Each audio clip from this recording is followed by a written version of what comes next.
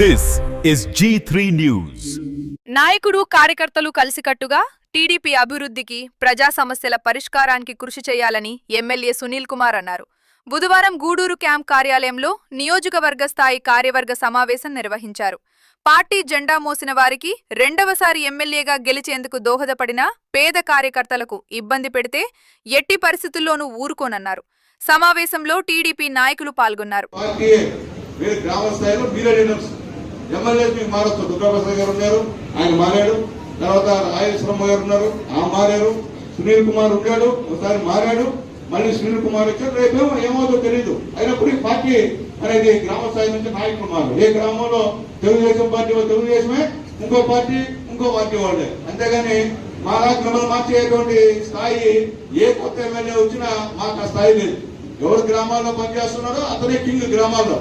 అంతేగాని కొత్తగా ఇప్పుడు వచ్చి నేను కింగ్ అంటే అది కుదిరే పరిస్థితి కాదని చెప్పి కూడా ఆయన మళ్ళీ మీ అందరూ కూడా నేను తెలియజేస్తున్నాను.